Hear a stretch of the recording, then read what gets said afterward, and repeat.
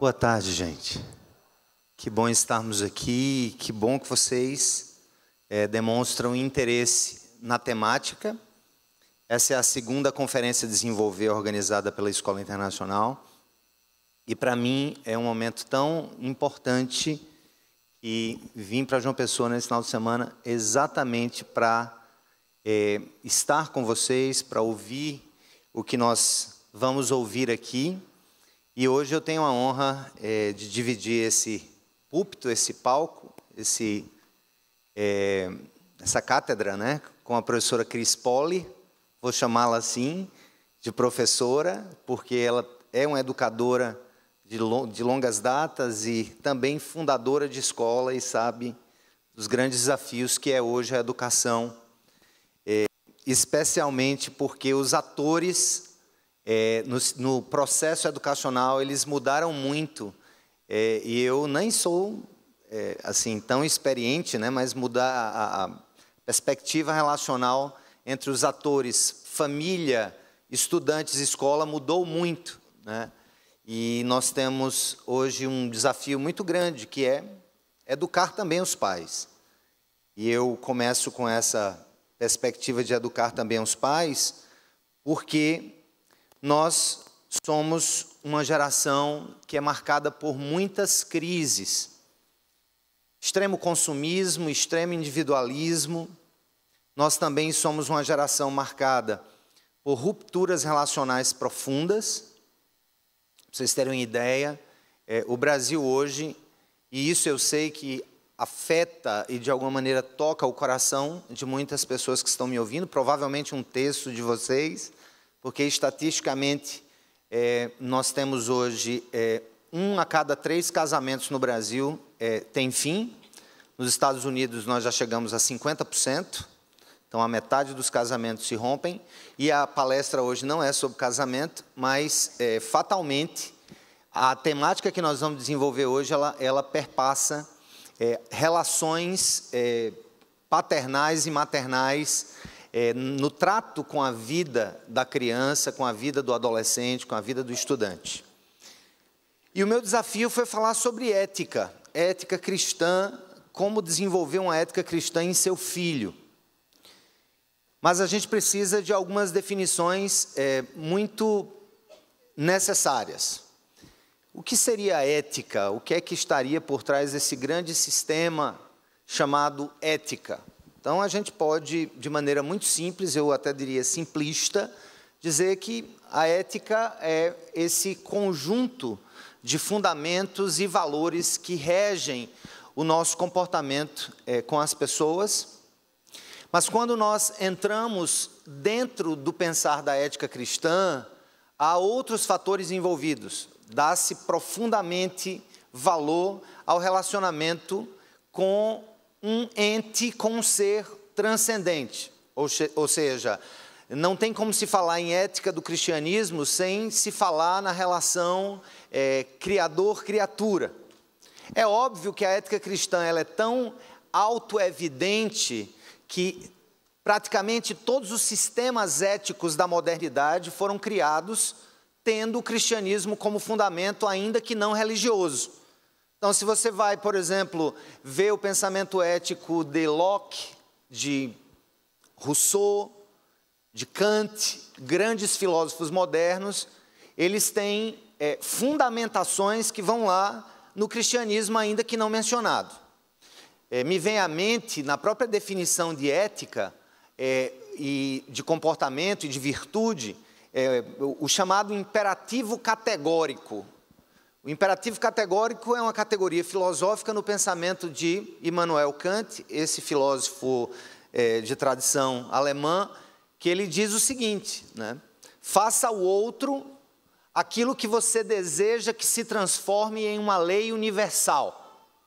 O que é que ele está dizendo com isso? Está dizendo o seguinte: se eu minto, isso é Kant que está falando, se eu minto, o que é que está acontecendo se eu minto?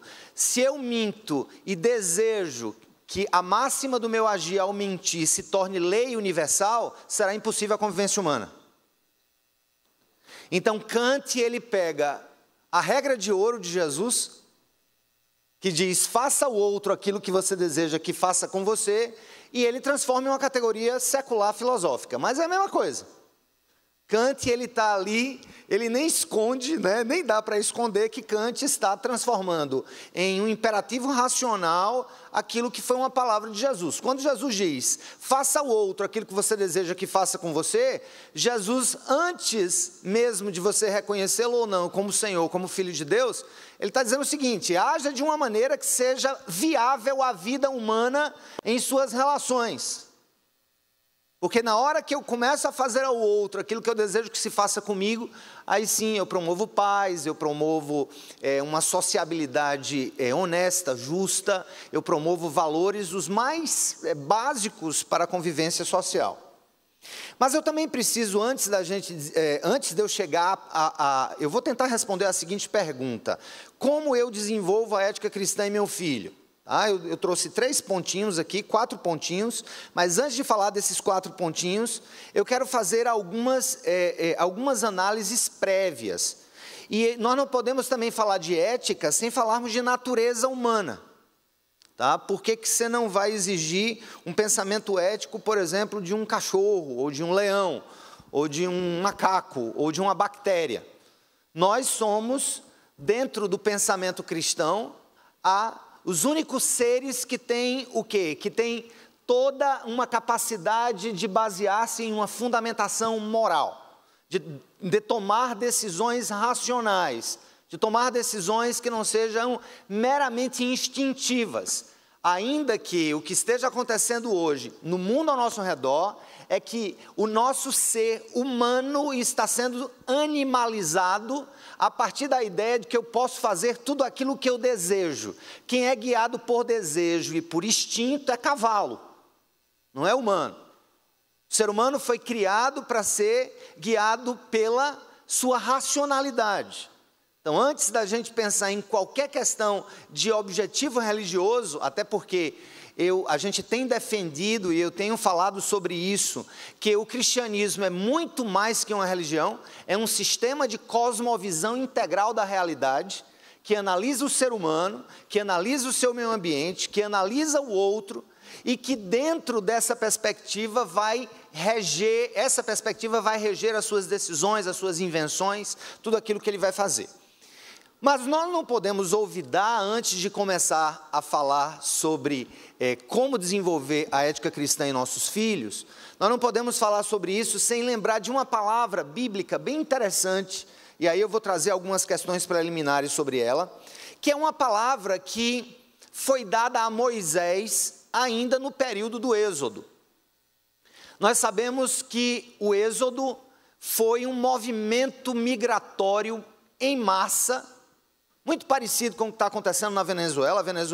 A vinda de venezuelanos para o Brasil já é qualificado como o maior movimento migratório contemporâneo e o maior de toda a história da América Latina. O Êxodo foi um processo migratório em que um povo é retirado de um país onde ele cresceu e desenvolveu-se como uma etnia que não era a etnia daquele país, ou seja, o povo hebreu, ele cresce de maneira absurda em termos de tamanho em solo egípcio. E chega a hora em que aquele povo vai ser conduzido a uma terra que havia sido prometida como terra para eles. E aí nós temos um fluxo migratório ali de cerca de 3 milhões de pessoas, e esses 3 milhões de pessoas saem e atravessam o deserto do Sinai. Essa travessia dura 40 anos, e ali muitos aprendizados foram recebidos. Ali foram recebidos, por exemplo, os 10 mandamentos, que no final das contas, os 10 mandamentos: não mate, honre seu pai e sua mãe, não roube, não cobice o que é do próximo, tudo isso. Nós temos que começar entendendo o seguinte: quando há a entrega do chamado decálogo, ou seja, dos 10 mandamentos ainda lá no Velho Testamento, nós temos ali todo um sistema divino para proteger a existência humana, e para nos livrar de dores, e para nos livrar de mágoas, e para nos livrar de consequências. Então, ali é dado um sistema ético para o povo judeu, de onde nós retiramos aquela ideia de uma ética judaico-cristã, mas primeiro ela é dada aos judeus, para depois ela ser ampliada em Cristo para toda a humanidade como ensino universal. E ali há uma palavra que me encanta demais, e ela fala muito sobre quem nós somos, como seres humanos, como seres aprendentes, como pessoas que estão continuamente tendo que ser relembradas. Na verdade, a ética na nossa vida, gente, na vida dos nossos filhos, é como o pão de cada dia. Nós precisamos de água, nós precisamos de pão todos os dias, ainda que o pão aqui referencie comida, carboidratos que nos sustentem. Nós precisamos todo dia, assim como nós precisamos todo dia de um alimento ético, que vai fortalecer o nosso sistema valorativo, que vai fortalecer a maneira como eu me relaciono com as pessoas, como eu entendo quem eu sou na sociedade, como eu me livro de apuros por escolhas racionais. E aí, eu vou ler esse trechinho, que está lá ainda no livro de Deuteronômio, que é o 5º livro das Escrituras, que é uma lembrança, na verdade, Deuteronômio é a ideia da lei sendo dada de novo, ou seja, a lei foi dada no início da travessia do deserto, depois veio uma outra geração que nasce ali no deserto, e Deuteronômio significa exatamente isso, lei vem de nomos. Então, a ideia de uma lei que é dada pela segunda vez, que é algo que é repetido como um processo de aprendizado coletivo, que nós não podemos dizer, estamos prontos. Olha o que é dito em Deuteronômio como uma mensagem de lembrança ao povo judeu. Diz assim no capítulo 6, versos 5 e 7, diz assim, presta atenção. Ame o Senhor, o seu Deus, de todo o seu coração, de toda a sua alma, e de todas as suas forças. Que todas essas palavras que hoje lhe ordeno estejam em seu coração, ensine-as com persistência a seus filhos, converse sobre elas quando estiver sentado em casa, quando estiver andando pelo caminho, quando se deitar e quando se levantar. Se nós precisamos, a primeira conclusão preliminar que nós chegamos desse texto é que, se nós precisamos que algo nos seja dito sempre, é porque nós temos uma tendência natural não a obedecer, mas a desobedecer. É a nossa tendência natural. Nós não tendemos a obedecer, a gente tende a desobedecer. É uma tendência natural. Olha só, nós fazemos muito mais força para andar na linha do que fora da linha. Concordam comigo? Vamos pensar em lei de trânsito aqui. Placa de 80 quilômetros, você com aquele carro novo, motor 1.8, com não sei quantas válvulas, e você está ali 80 quilômetros, e você se segura para não sair dos 80. Ou seja, é muito mais fácil sair do que voltar. Eu poderia dizer que o nosso pêndulo, ele está sempre nos levando a uma tendência que parece ser própria da nossa natureza, uma tendência a quebrarmos regras, a irmos além, a testarmos nossos limites éticos, a estarmos sempre em uma posição de questionamento. Inclusive sobre a ética, por exemplo, nos negócios e a ética na política, e precisamos falar sobre isso também, alguém já disse que o quê? Que todo mundo teria o seu preço. E que a corrupção não seria uma questão de oportunidade ou não, mas seria uma questão de preço. Qual seria o preço de cada um no entregar-se à corrupção? É óbvio, gente, que aqui não se está afirmando que todos nós, nessa área específica da vida, temos um preço que vai romper as minhas barreiras éticas. Mas a grande questão é que nós estamos sempre precisando armar ao nosso redor um sistema que nos proteja. É um sistema de alarmes mesmo. É um sistema, gente, que ao invés de ser um termômetro, e nós não podemos ser um termômetro social, nós precisamos ser um termostato social. Qual é a diferença entre o termômetro e o termostato? O termômetro, ele mede a temperatura apenas, ele é passivo.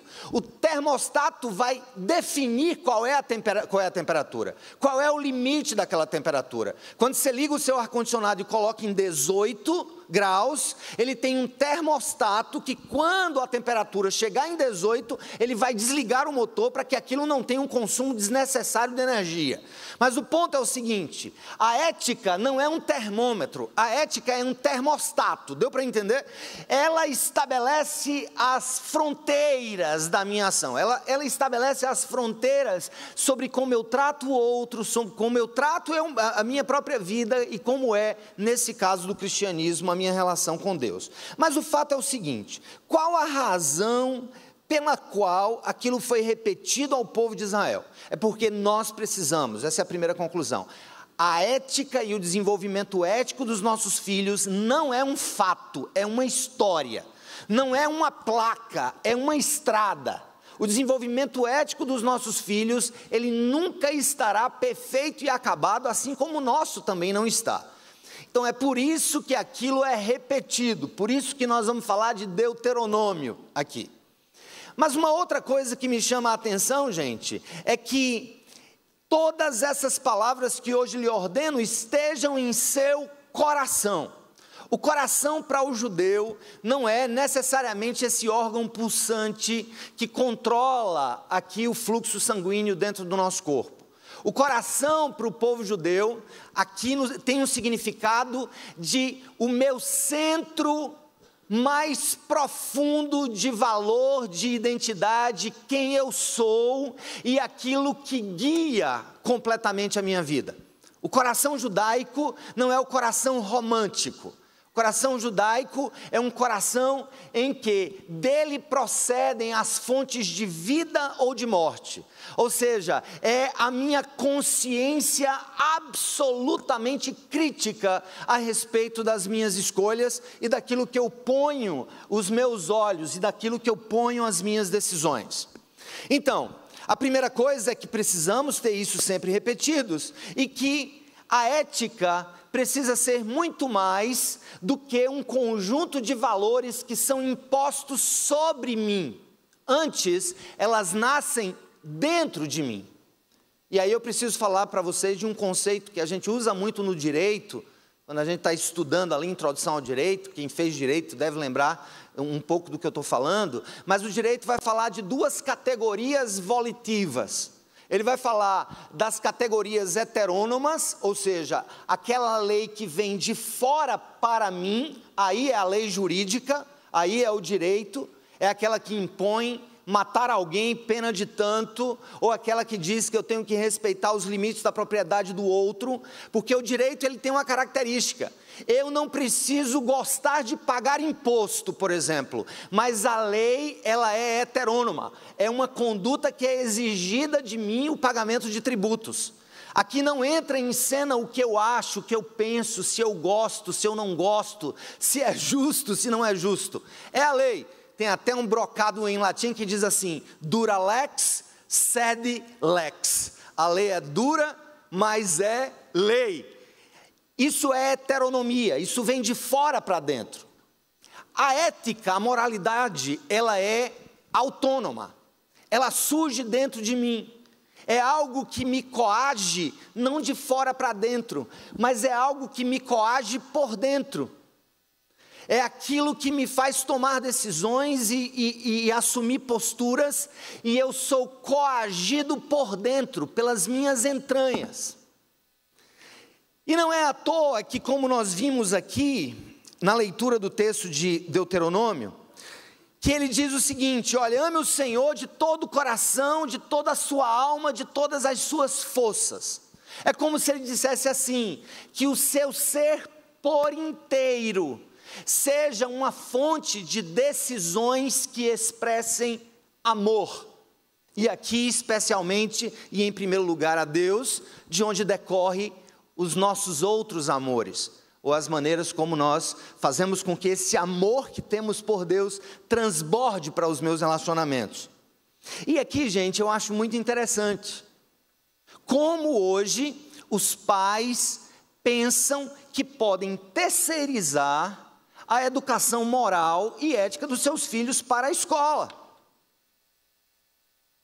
E esse é um dos nossos grandes pontos de conflito na educação contemporânea.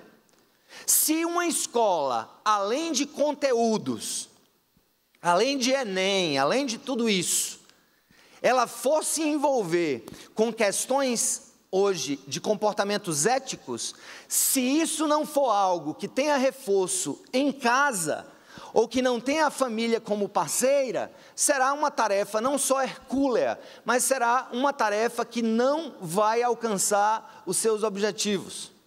É por isso que o autor de Deuteronômio diz assim, ensine-as com persistência a seus filhos. Ele não está dizendo, ensine com persistência, escola, aos seus alunos. O filho é teu. Ensine com persistência aos seus filhos. E aí ele vai dizer como deve ser a intensidade e a frequência desse ensino. Ele vai dizer assim, ensine primeiro de tudo com persistência aos seus filhos, converse sobre estas coisas com eles quando estiver sentado em casa ou quando estiver andando pelo caminho. Ou seja, vida ética, vida moral dos nossos filhos é algo que se ensina no sofá de casa e no banco do carro, no sofá de casa ou no banco do ônibus, no sofá de casa ou no bagageiro da bicicleta, no sofá de casa ou no bagageiro da moto. E ele vai dizer aqui que não tem hora, toda hora é hora da gente ensinar sobre a vida aos nossos filhos, para que eles comecem a tomar decisões sábias desde cedo, e que tenhamos a oportunidade de falar sobre isso, mas isso não é fácil, e nós vamos ver daqui a pouco por que isso não é fácil. Vamos lá. Então, primeiro de tudo é que nós temos uma tendência a desobedecer, por isso que precisamos sempre ser relembrados sobre o que devemos fazer e sobre como nós devemos nos portar. Segundo, que nós devemos alinhar o nosso coração, a nossa vida ética. A melhor vida ética, gente, é aquela que não é imposta pelo direito, é aquela que não vem com uma determinação externa, é aquela que vem de dentro, é aquela que vem dos valores básicos que nós aprendemos em casa e na nossa convivência social. E terceiro é que não tem hora. Esses são os valores e são as características básicas. Ele fala, é sentado, é andando pelo caminho, é quando for deitar e é quando se levantar. É uma maneira de Deus dizer para nós, através de uma mensagem para Moisés, nunca desperdice nenhum momento para investir na formação ética do seu filho. Gente, eu vou dizer uma coisa para você. Escola pode passar conteúdo, escola pode ajudar nas questões éticas, e escola pode até informar. E hoje, o nosso sistema valorativo de acesso à universidade é baseado em informação, não é baseado em formação, é em informação. E talvez a gente passe por essa etapa quando houver essa ampliação de acesso ao ensino em outros meios, não só públicos, mas também privados. Isso está diminuindo. Essas pressões parecem que não estão tão fortes hoje como eram no meu período e como era no tempo que vocês talvez tenham feito vestibular lá atrás. Mas o fato é o seguinte, nós temos aqui a seguinte consciência, a escola pode até informar, mas a formação para a vida é uma tarefa da família. Não é uma tarefa do Estado.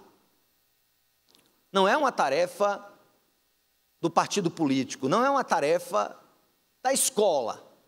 Esses podem até ser coadjuvantes, mas vocês são os principais responsáveis. E quem vai ter que dar conta sobre a formação ética dos seus filhos são vocês. Através de sorrisos ou através de tristezas no futuro, mas de uma certa maneira, as suas ações na formação completa dos seus filhos, elas vão reverberar na sociedade, vão voltar para dentro das suas vidas de maneira inexorável. Então vamos lá, agora eu vou ser mais propositivo. 4 dicas que eu lhe dou para que você desenvolva a ética cristã em seu filho. A primeira delas, seu filho precisa saber que é alguém especial, a despeito de qualquer outra coisa. O senso de valor pessoal, gente. O senso de sermos alguém e de nos entendermos no mundo como alguém que não está apenas ocupando espaço sob o ponto de vista da física, alguém que tem valor intrínseco, é o início de qualquer tentativa de se levar uma criança, um adolescente, um jovem a escolhas éticas.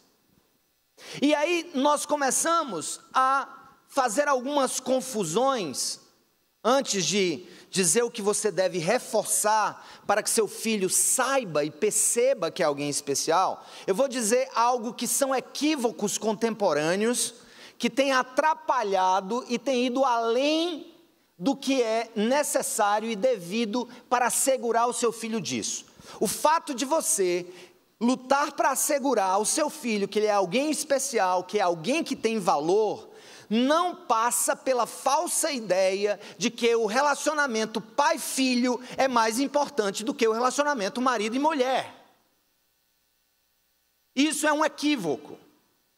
Você achar que o senso de valor do seu filho estará vinculado à ideia de que a relação pais-filhos é mais importante do que a relação marido e mulher, se você está fazendo essa escolha, você está indo pelo caminho errado.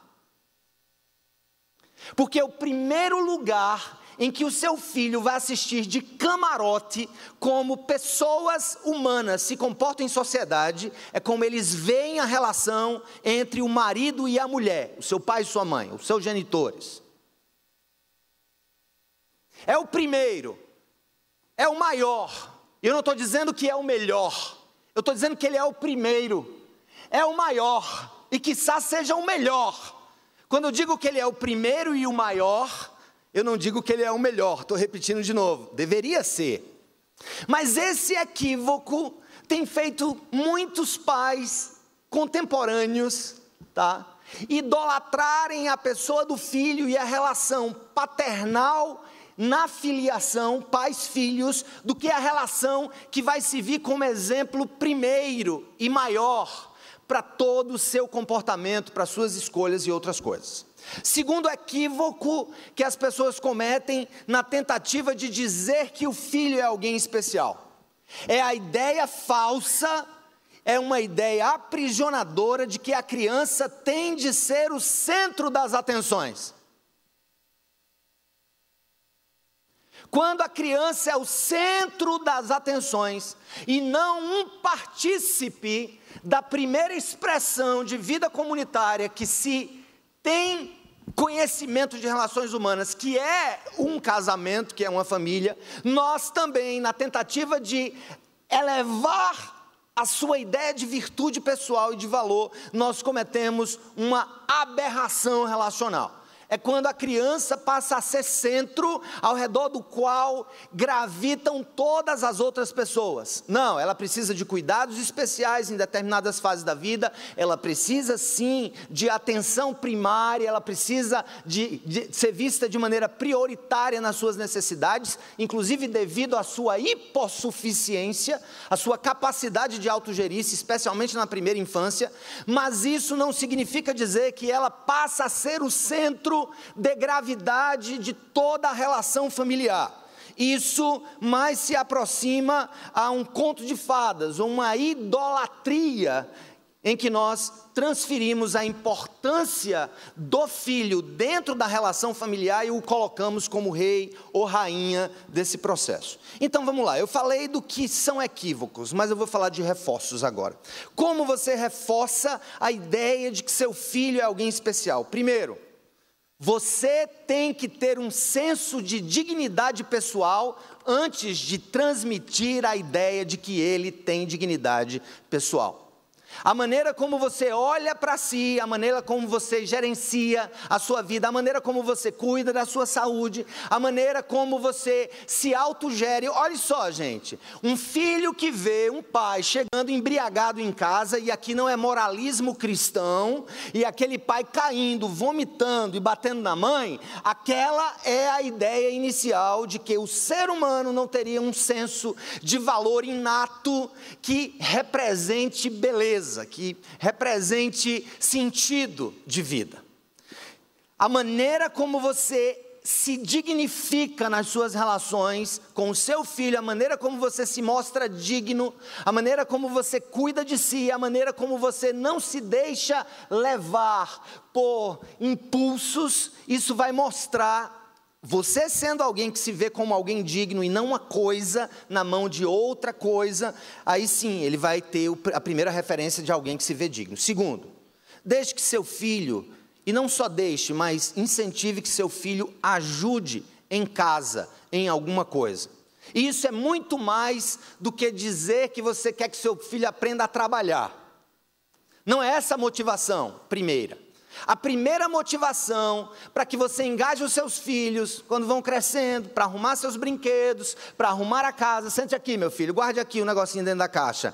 Isso tem muito a ver com... Isso vai gerar nele um senso de valor, ou seja, ele é importante dentro do sistema, dentro do ecossistema familiar, para fazer com que as coisas estejam em ordem e funcionem. Terceira coisa que você precisa reforçar, tá rápido, né, gente? Apresente sempre o seu filho aos outros pelo nome. O nome, gente, você não tem noção do quanto é importante alguém ouvir o seu nome. E o quanto é importante alguém ser referenciado pelo seu nome a alguém. Presta atenção. Eu não sei se todos passam por isso, mas digamos que você esteja numa palestra e você está aqui organizando a palestra ou organizando um evento, e aí o organizador principal começa a fazer elogios e a dizer, olha, fulano de tal, cicrano de tal, Beltrano fez isso. Na hora que você ouve assim, seu José das Quantas, quando você ouve o seu nome, você se vê como alguém que tem um lugar dentro das relações sociais. Apresente sempre o seu filho pelo nome. Outra coisa, deixe que a criança responda perguntas por si. Vou dar um exemplo. Chega em casa, o visitante chega, aí vocês, esse aqui é meu filho mais velho, esse aqui é minha mais nova, tal. Aí a pessoa, poxa, que bom, como é que você está? Você já está estudando para ir para a faculdade? Aí a mãe disse, não, já, e é a melhor da turma, viu? Acha que está fazendo o maior bem do mundo, mas ela está, sem querer, eliminando a ideia de que ele é alguém dentro do processo. Deixe que o seu filho responda, deixe que seu filho participe dos processos, ainda que cometendo erros nas suas respostas. E também, gente, para que você crie senso de valor no seu filho, não tem outra coisa mais especial do que gastar tempo com ele.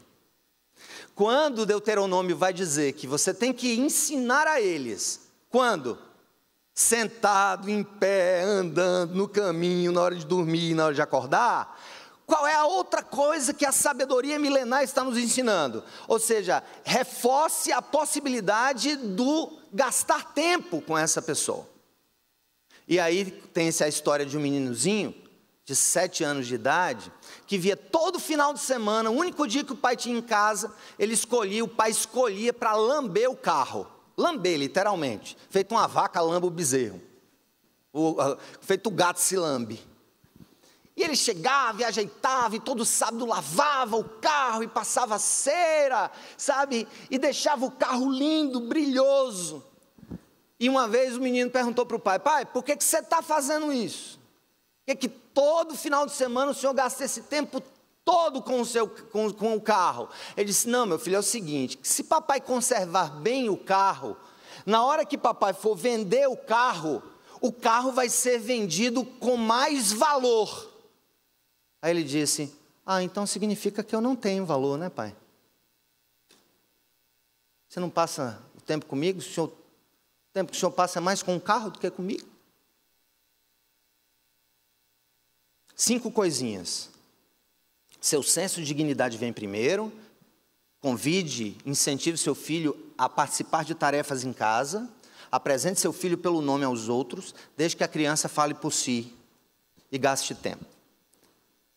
Primeira coisa que eu falei é que ele precisa ser alguém que tem senso de dignidade, de que ele é alguém no mundo, que ele tem valor no mundo. Gente, eu vou dizer uma coisa para vocês. Essa segunda coisa aqui, ela é uma das mais importantes para que o seu filho, a sua filha, desenvolva padrões éticos de comportamento, faça escolhas corretas na vida. Ele precisa se sentir seguro. Ele não só precisa se sentir valorizado, mas ele precisa se sentir seguro. Mas o que é que cria insegurança em um filho? E olha, gente, eu tenho feito algumas pesquisas sobre filhos adultos, e tem algo na nossa mente, na minha mente, na de Samara, um curso mais profundo relacionado à criação de filhos, mas especialmente os filhos do divórcio, é que esse senso de segurança que nós temos, de alguma maneira, está ligado à ausência de conflitos entre os pais. Tem várias coisas que geram insegurança, mas a maior delas, segundo pesquisas, é o conflito entre os seus pais. Um estudo com adolescentes usuários de drogas, com mais de 1.000 adolescentes usuários de drogas, presta atenção. Um estudo com mais de 1.000 adolescentes usuários de droga encontrou 3 principais causas do uso de drogas, reportadas pelos próprios adolescentes. Primeiro, conflito entre os pais. Segundo, desejo de mudar a personalidade. E terceiro, pressão do grupo social onde ele se encontra. Se existe insegurança, se existe incompatibilidade, e aí eu vou lá mais na frente, porque esse senso de segurança em casa, na família, é o principal deles. Segunda coisa que cria muita insegurança, e o seu filho precisa de segurança, muita mobilidade. Mudar demais. Mudar demais de escola, mudar demais de casa, mudar demais de lugar, mudar demais para lá e para cá. E o pai acha que está indo para o que é modinha. Vou para ali, para cá, aí volta para cá, volta para cá. A gente, e aqui eu não vou citar por uma questão ética, e já faz 6 anos que eu não me envolvo com a escola, por uma questão estratégica mesmo, há pessoas que cuidam disso e são 100 vezes melhores do que eu, mas um caso foi trazido em uma das nossas reuniões, um caso bem interessante. Uma criança saiu daqui e foi para outro lugar. Quando chegou nesse lugar, por pressão de grupo, começou a mudar profundamente o comportamento. Então, as temáticas do grupo, a pressão do grupo, eram outras temáticas, tá? Temáticas as mais problemáticas que a gente possa ter. E esse menino começou a desenvolver padrão comportamental e de ansiedade, e foi feita uma reunião. Essa criança voltou no outro ano, e a reunião foi mais ou menos assim. Foi disse assim: não, nós estamos voltando porque me foi dito que ali onde ele estava não era lugar para tratar desse tipo de problema relacionado ao caráter dele, às escolhas dele. Então, a gente está trazendo de volta. Eu estou trazendo o exemplo de escola, gente, mas pode ser qualquer coisa. E pode até ser mesmo, você trazendo seu filho para a nossa escola agora por achar que é modinha. Isso vale para lá e para cá. O meu exemplo, ele vale para as amplas decisões que a gente toma na vida. Eu sei que um cuidado muito especial, e aí eu tenho um maior respeito por esse grupo, que são os militares. Precisam estar mudando sempre de cidade. Os filhos não criam raízes, as amizades acabam, eles têm que mudar para outro lugar. Então, gente, é o seguinte: se mudar é imprescindível no próprio curso da vida, mude o mínimo possível. Crie ambientes mais seguros, de autorreferência dentro da família. Eu quero também dizer uma outra coisa que produz isso, que produz essa essa insegurança. Muita mobilidade, falta de disciplina adequada. Eu não vou falar sobre isso porque a nossa professora Cris Poli vai falar sobre isso, sobre disciplina. A ausência dos pais. Uma outra coisa que gera profunda insegurança no seu filho. Se uma coisa é pior do que passar a mão na cabeça da criança e não ajudá-la a entender seus erros, que a sociedade vai mostrar os erros dela, a esposa ou o marido vai mostrar o que você, pai e mãe, não está tendo coragem de mostrar hoje. Tá? Se uma coisa é pior do que passar a mão no filho, é criar filhos debaixo de contínuas críticas relacionadas ao desempenho em tudo que é a área da vida da criança. Se você é profundamente crítico com o seu filho, saiba, você não vai ajudá-lo a formar-se como alguém seguro e com senso de valor, porque críticas contínuas produzem insegurança. Outra coisa que gera muita insegurança nos seus filhos, você trocar sua presença ou pessoas por coisas. Você pode até dar o novo celular mais novo, tem até uma propaganda agora que saiu está saindo agora. Chegou, papai? Chegou, papai? Chegou? Chegou! Era um novo telefone da moda, né? E os dois estavam indo ali, como se a relação pai e filho com um celular, cada um com um, gerasse coesão.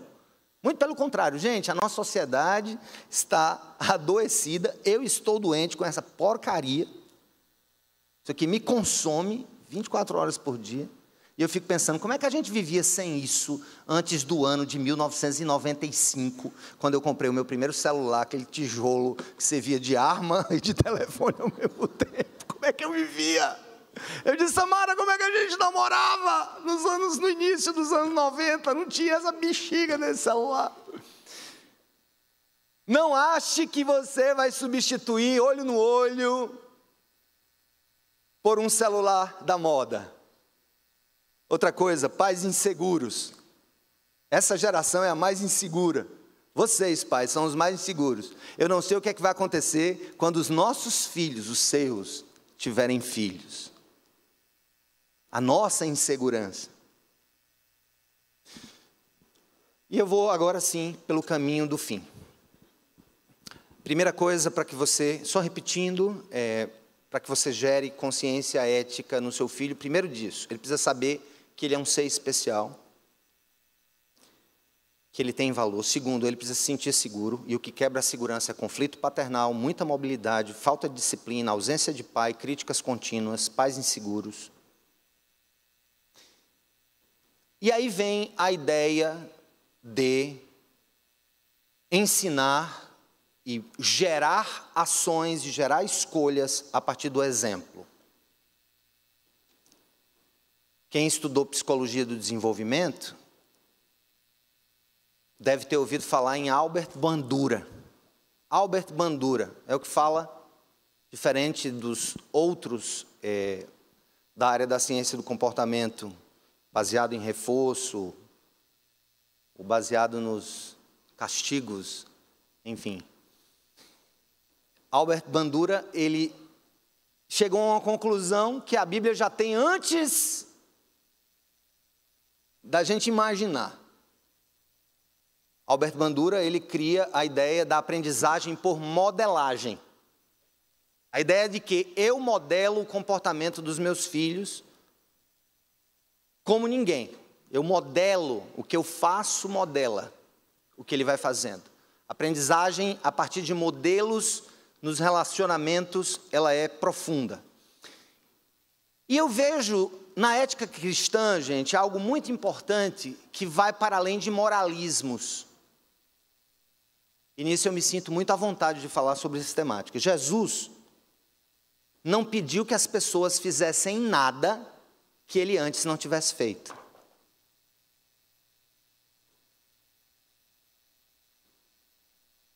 Ame o diferente, ele fez. Perdoe o pecado daqueles que cometeram pecado contra você. Ele fez. Reparta com os outros o que você tem. Ele fez. Seja o maior na empresa, mas seja o mais humilde. Ele fez. ele lavou o pé dos seus apóstolos e 2 deles, um iria traí-lo, outro iria negá-lo naquela mesma noite. Você é esse espelho ambulante, todo tempo. Gente, uma das maiores causas de rebeldia e até mesmo de crianças que simplesmente abusam essa ideia de Deus e deixam para lá mesmo. Adolescentes entram na universidade, vão ficando grandes. Uma das razões principais pelas quais crianças têm problemas na sua relação com Deus é exatamente excesso de teoria ética e escassez de teoria e escassez de prática ética. É o falso moralismo. É você estar na igreja no domingo levantando a mão, e essa mesma mão que se levanta para adorar a Deus, é a mão que com o dedo em riste se põe sobre o rosto de alguém. Essa mesma mão que expressa adoração na missa, no culto, na sua vida devocional, é a mesma mão que os seus filhos veem, por exemplo, você cometer pequenos atos de desonestidade. Você não sabe, gente, o efeito destrutivo no tecido moral da sociedade, que é, por exemplo, você pai, com o seu filho no carro, indo para a igreja, estacionar na vaga de deficiente sem ser.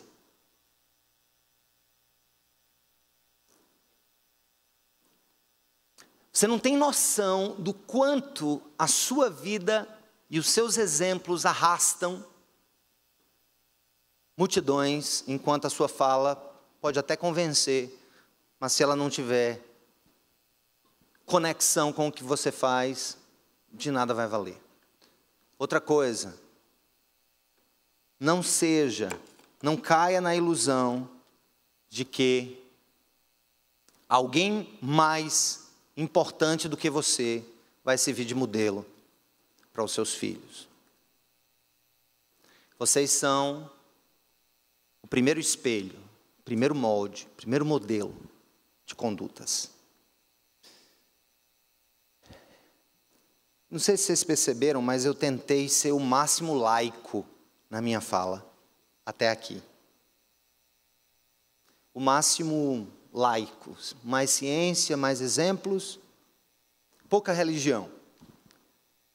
Esse foi meu objetivo, mas eu não posso olvidar da última coisinha, a última. Seu filho, além de aprender pelo exemplo, além de se sentir seguro, além de ser alguém que se sente especial, seu filho precisa de Deus.